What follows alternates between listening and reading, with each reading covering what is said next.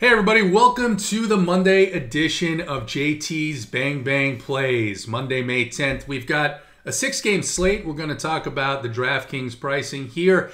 And first thing to keep in mind, slate starts a little bit earlier today, 6:35 Eastern, so you have about 30 minutes less to make your lineups and make your decisions. And speaking of decisions, we've got a lot of decisions to make on this short little slate that could be reduced to 5 games depending on the weather in Colorado. We're going to do something a little bit different because it's early in the day. We still don't know exactly who's going to start for the Angels and the Marlins. So let's take a little walk through the pitching, shall we?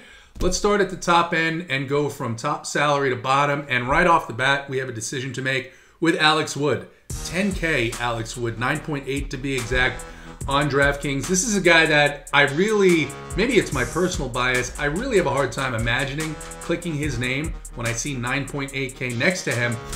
Here's the thing, there's two sides of this, right? Alex Wood, really good to begin the year. He's healthy, his velocity's up, but then there's the flip side, right? So his 3 good games so far against Miami at home, against Miami in Miami, and against the Rockies at home.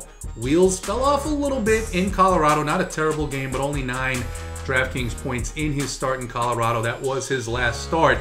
He takes on a Texas team in San Francisco that, look, we love to pick on this Texas team in the beginning of the year, but they've come alive over the last couple of weeks. In fact, against left-handed pitching, only a 22% strikeout rate and a 133 weighted runs creation plus. So it's not the cake matchup it was earlier in the year. Alex Wood is priced up. Look, I've stacked against this guy for the last 3 years. I can count on one hand the number of times I've rostered him. And the fact that he might be one of the best pitching options tonight, for sure he's going to be one of the most popular, gives me a little pause when thinking about whether or not I want to play him against the Texas team that now has some right-handed power, talking about guys that we didn't even know who they were at the beginning of the year. Adolis Garcia, Nick Solak, Charlie Culberson hit another home run yesterday. Chris Davis probably not going to be in the lineup because it's in NL Park. But then again, look at the way that 21 has played out so far. Who's thrown no-hitters? Joe Musgrove, right? Madison Bumgarner, Wade Miley. I just don't know what to do with Alex Wood. I'm thinking of leaning right now towards a fade at the 9.8K price range and a lot of popularity on this slate, but it is a low run total. We'll have to see what happens throughout the day. So if you're not a member of Run Pure Sports, you need to become a member and figure out what we're doing with Alex tonight. Let's move through this pretty quickly because from there, it gets a little bit dicey after the next pitcher, who I think I'm pretty interested in. That's Tyler Mahle. He is 9.4K, coming off of a bit of, well, not a bit of, it was a terrible performance against Chicago at home a week ago on Sunday. He got bit by the long ball. I'm not as worried about the long ball, not nearly as worried about the long ball against a watered-down Pirates team that's missing several key players. Colin Moran went on the IL over the weekend. Brian Hayes has been out for a while. Brian Reynolds may or may not come back tonight. But against this lineup, I look for a rebound performance from Tyler Mahle at just 9.4K. On DraftKings, probably a pretty reasonable price, and I think you can expect at least 20 DraftKings points out of him. Moving down, Luke Weaver, 9K against Miami at home in Arizona. Even if the roof is closed, I don't think I can click 9K for Luke Weaver. It's definitely an ownership play, but he has been so just poor since his first start against Cincinnati. He did give up 6 earned runs against Miami in Miami just a week ago. So it's just a matchup that I probably am going to avoid pending what happens with lineups and who the Marlins starter is. See if it's a guy that maybe I expect the Diamondbacks to put runs up against, and maybe I can eke out a win bonus if Luke Weaver can actually stay in the game, which has been a challenge for him. Kyle Gibson, 8.6K. Here's another guy who just looks like a completely different pitcher. He had spots over the last couple of seasons where you could use him, but really, outside of his opening day dud against Kansas City, he's just been lights out.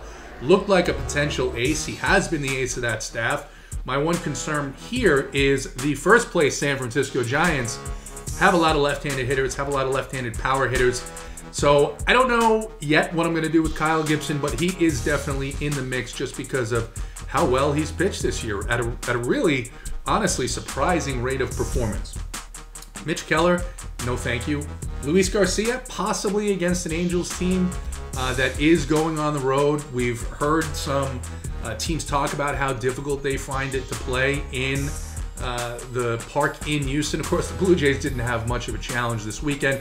Luis Garcia, the only concern with him, 8.4K. He really hasn't gone past the 5th inning. A lot of 4.2, 4 2/3 innings, a lot of 5 inning, maybe even a 3 2/3 inning performance this year. So 8.4 is right at the height of the price that I would want to play him. And the Angels team really doesn't strike out enough for me to get excited about Luis Garcia. Martin Perez, 7.3K against the Baltimore Orioles. No, not at that price. Jorge Lopez, not at any price against the Red Sox. Red Sox are actually one of my favorite offenses tonight. Dinelson Lamet, if that game was going to play, I can't play him right now because he pitched 2 innings in his first game back. He's on a pitch count and an inning count. So I expect if that game plays, he's only going 3 or 4 innings. And then we get to Jordan Holloway, Antonio Senzatella, who again in that game in Colorado may or may not play. And Jordan Holloway may or may not be the opener for the Marlins. Jose Suarez may or may not be the opener or the pitcher of record for the Angels. So I don't know that I'm going to go to the Angels or the Marlins pitchers on this slate. I'm going to have to make some decisions. We all are. And that's why if you're not a member, you need to come and join and figure out who we're going to be using tonight to get to the top of the leaderboards. Now, offense for me is pretty simple tonight. I may look for one-offs in some of these other games, but primarily I'm going to be very interested in the Boston Red Sox against Jorge Lopez. I actually think because of the situation in Houston, depending on what happens in the Colorado game, I think these Boston Red Sox bats may go a little bit under-owned.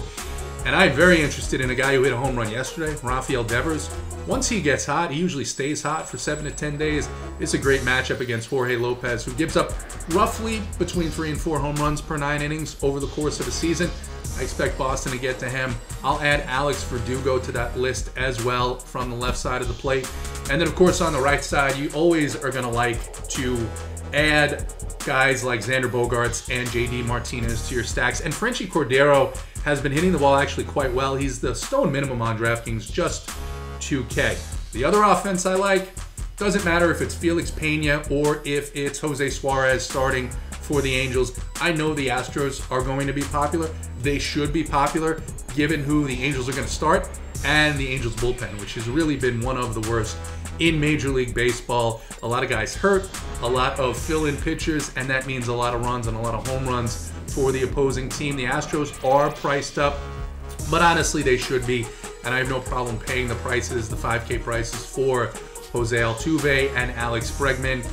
Yordan Alvarez, we've talked about this. He really doesn't care. You're a left-handed pitcher, you're a right-handed pitcher. He's going to hit a home run off you. He's going to hit the ball hard.